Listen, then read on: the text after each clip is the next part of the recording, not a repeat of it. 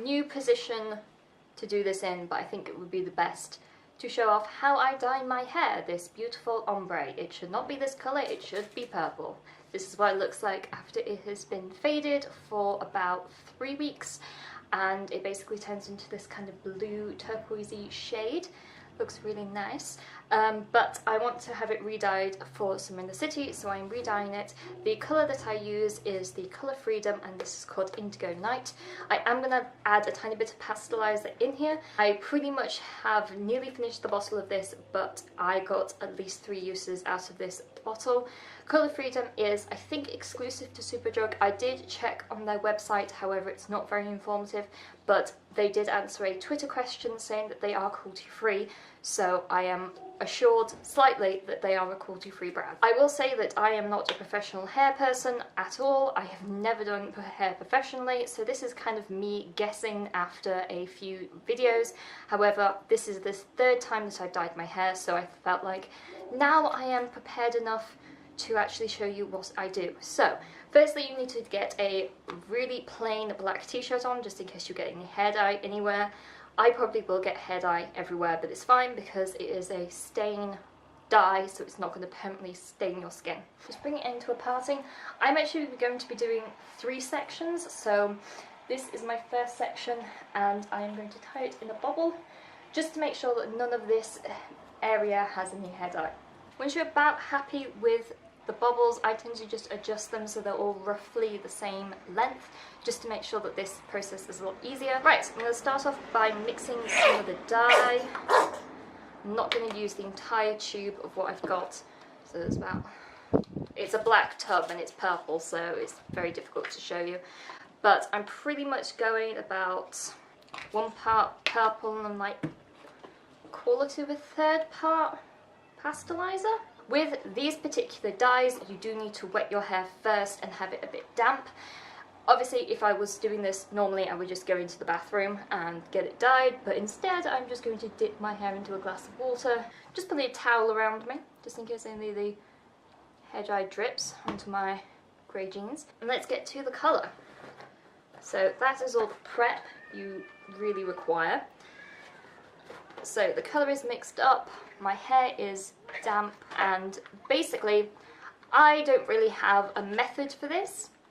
I have no method. I literally start to paint on the colour. That is as deep as this gets. By the way, painting on the colour and just really making sure I'm working it into the hair. And the good thing about having this black top on is it means that I don't have to really worry about flicking dye everywhere. Once I'm happy that there is enough colour in here, as you can see, I am working it into the hair just to make sure that it is getting in all of the section, just because it's so easy to basically put colour on the outside of the braid, of the bobble, and not actually work it into the hair itself. It's okay if it's an ombre that happens, because to be honest with you, ombres always look better if there's not a defined line. I always think that looks really stupid. So if you can get a bit messier, then that is really helpful. So that is the first one done. I am going to go back to this, put some of the darker colour in as well, so I'm not going to be wrapping this up straight away. I'm going to do the other 2 and then work from there. It is incredibly simple. As you can already tell, I am slightly getting it everywhere. At this point, try to get it at the same length. For example, I've gone slightly further up on this side, so I just need to even that out slightly. Again, make sure that the dye is worked in to the entirety of the hair. Make sure it's completely saturated. Really rub it in if you can. What is good about these dyes is the fact that it actually kind of foams up slightly. Quite helpful. It means that you know that you're really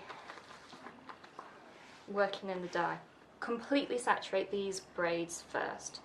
I'm just going to make sure these are fully covered with dye, just because I've got a bit left, and I want to make sure that these are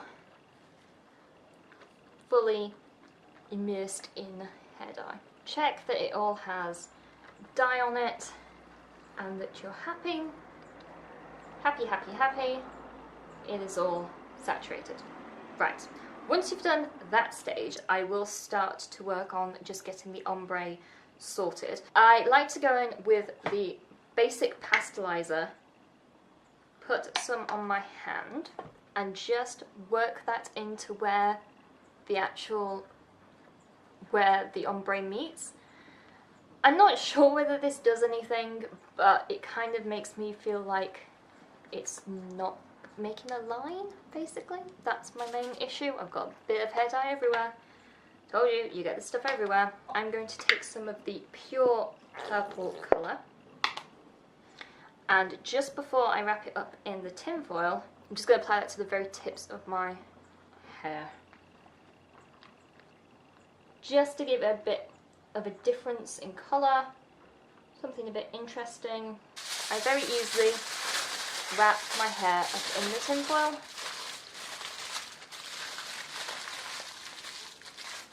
Kind of like a sausage. And this is just to make sure that I don't get hair dye everywhere. And it also means that I can keep it concealed and it's not going to go everywhere. I now look like I've been caught purple-handed. It's fine. It all washes out. Don't worry about it. Just don't do it the day before an event. I'm just going to leave these in my hair for about 30 minutes. I have had the dye on already because it's taken me such a long time, already for 10 minutes. So yeah, 20 minutes. 20 minutes, I'm going to give 20 minutes cooking time for this, and I'm going to clean up the rest of this and wash my head. So I shall see you when I've rinsed everything out. So I have completely rinsed, washed and conditioned my hair. I have started to blow dry it, but my hair takes ages to dry, so this is what it looks like.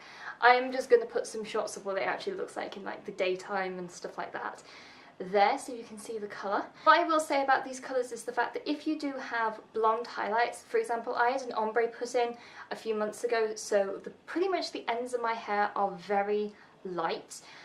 It means that the purple colour kind of sticks to that more.